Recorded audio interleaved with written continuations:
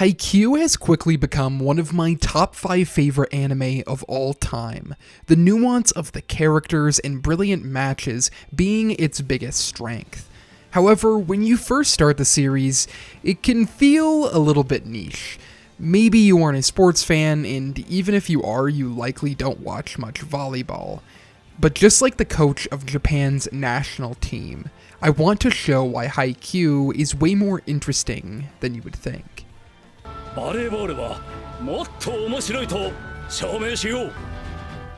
I would say struggle with passion is the core of Haikyuu. Finding your passion is a phrase that is thrown around a lot, and while I feel like it can be a little overrated, it fits perfectly with the core of what Haikyuu is trying to do.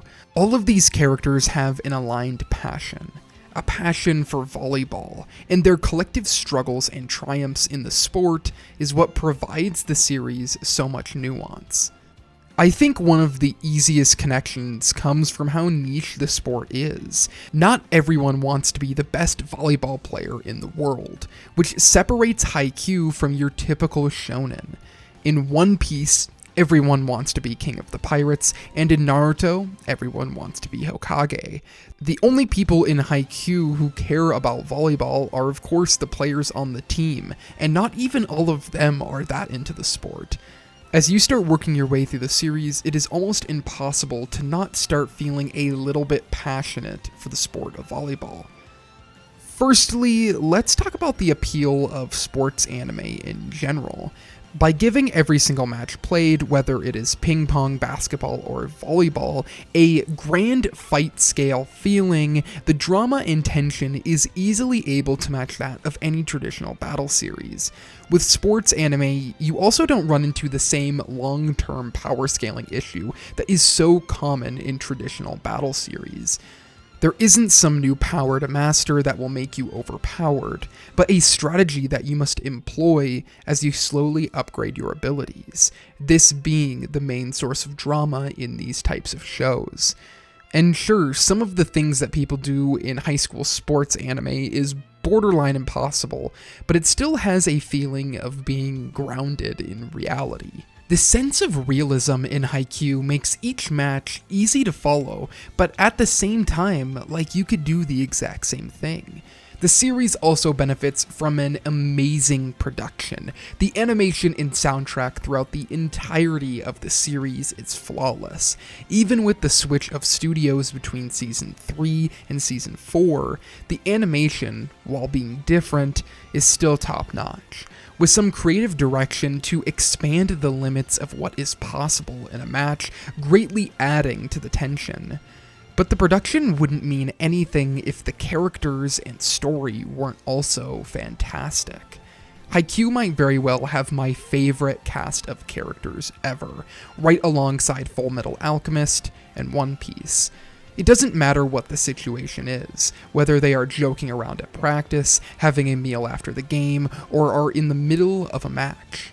I always enjoy their presence on screen. Each character bounces off each other in unique ways, making it feel like you were a part of the team. And the first character I must discuss is Hinata Shoyo. Hinata went to a middle school where he was the only male member of the volleyball club. Hinata, forced to practice on his own for years, puts him at a disadvantage when he enters high school because of his lack of game experience. And that's not even mentioning his height. And in the first episode, he becomes rivals with one of the most talented players his age, Kageyama. The two start a rivalry that pushes forward the entire series to see which one of them will make it to nationals. Except they end up being on the same team. Hinata and Kageyama have one of the most unique relationships in a genre that is saturated with main character duos. They start out as rivals, and that really never changes, but as the series does go on, they also become great friends, each match pushing them further and further towards their goal of getting to nationals. Hinata, Kageyama, and really everyone in the show wants to be the best players they can possibly be. However, they also want to be able to keep playing the game. Unlike other sports where you might get a lot of exhibition games, high school volleyball in Japan is limited to 2 tournaments. If you lose 1 game in this tournament, you will not be able to keep playing. That becomes the core motivator for these characters because of their experiences in middle school. Hinata was able to play only 1 game in middle school, while Kageyama, on the other hand, has always been able to play volleyball, being one of the best players for his age and playing on one of the best teams in his prefecture. Kageyama played in many tournaments, but in his last tournament in high school, he got benched because his teammates were sick of his attitude in sets. Kageyama gets the feeling of not being able to play, not being able to stay on the court. So even though these 2 characters are vastly different in their background and skill sets, they share the same drive for the sport, the same drive to win each game, so they will have a chance to play again. As the story progresses, we get to see Hinata and Kageyama's relationship evolve as they push each other forward with their rivalry, but are able to perform on the court because of their relationship shaping into the beautiful core of the show. Hinata and Kageyama constantly pushing each other to greater heights. The nuance given to this relationship being matched by almost every other character in the series. Each character has their own unique look on life and volleyball, and that is reflected in their playstyle on the court. Take Daichi, for example. Daichi is the captain of Karasuno, a third-year wing spiker. Daichi is one of the most important players on the team for how stable he is.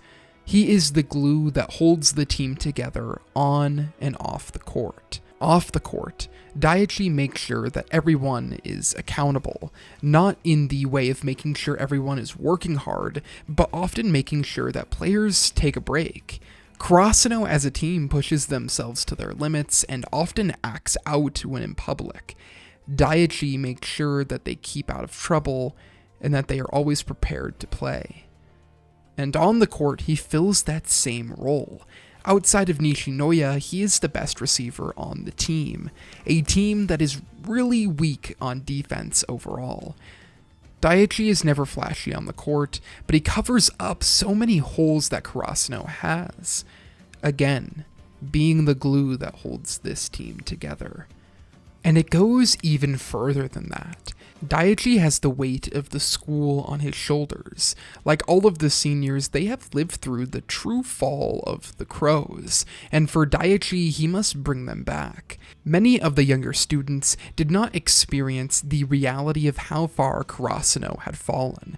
Daichi went to school hoping to play for a powerhouse, and instead playing for a place that has lost its ability to compete at a high level. The weight of making it to nationals weighing heavily on the captain of the team, even if you won't show it. Each character in the series has their own playing style on the court, mimicking their personality, which helps develop each character in the series with a weight and unpredictability that otherwise wouldn't be possible. The matches of the series being where the storytelling hits its peak. Each match has the intensity of being life or death, and the focus is fluid throughout, giving us a sense of whose emotional story is going to be developed while fleshing out the other team. Each match typically focuses and develops on 1 or 2 of our main characters.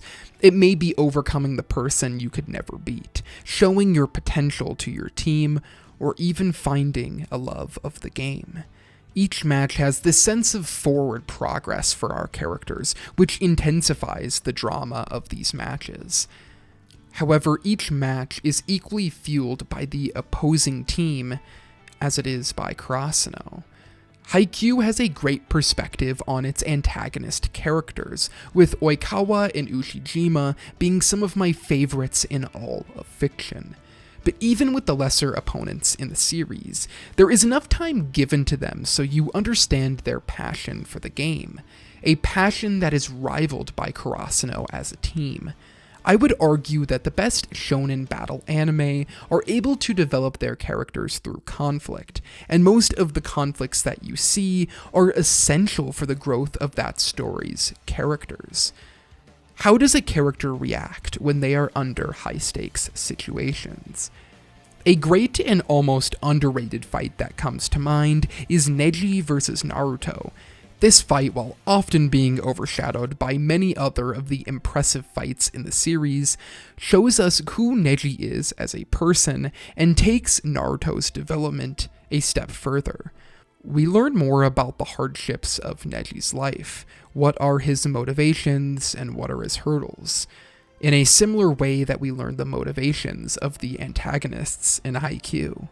And Naruto shows to everyone that he is more than just a nine-tailed demon, finding clever ways to overcome the overpowering Neji, in the same way that we see similar growth through the players of Kurasuno.